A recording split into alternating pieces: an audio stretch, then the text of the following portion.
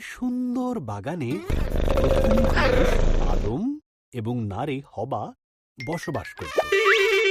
কিন্তু শয়তান ছল চাতুরির মাধ্যমে সাপ সেজে আদম এবং হবাকে প্রলুব্ধ করল। সাপ জিজ্ঞাসা করল, এইসব গাছগুলির থেকে কি ফল খেতে ঈশ্বর তোমাদের বারণ করেছে? হবা উত্তর দিল, শুধু মাঝখানের গাছটির ফল খেতে বারণ করেছে। যদি খাই তাহলে মারা যাব।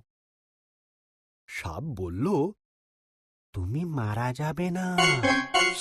ঈশ্বরের ওই গাছ থেকে ফল খেতে না দেওয়ার পেছনে বিশেষ কারণ আছে। যদি তুমি খাও তবে তাঁর মতন হয়ে যাবে।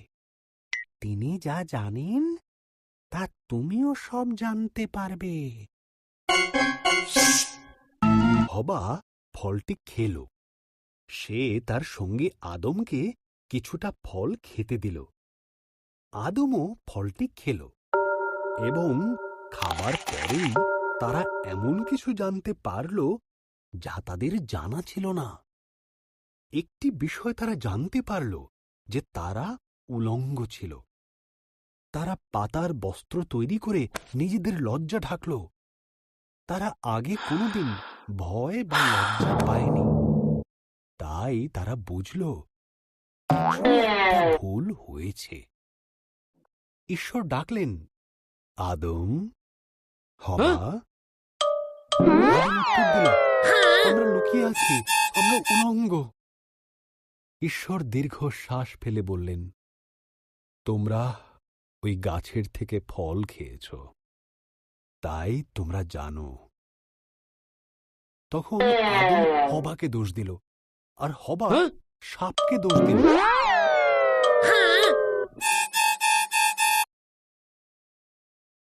ঈশ্বর বললেন, সাপ, তুমি বুকে ভর দিয়ে চলবে। এক নারীর পুত্র সন্তান তোমাকে পরাজিত করবে। হবা, তুমি কষ্টের সাথে সন্তানের জন্ম দেবে। আদম, তোমাকে খাবার সংগ্রহের জন্য অনেক কষ্ট করতে হবে।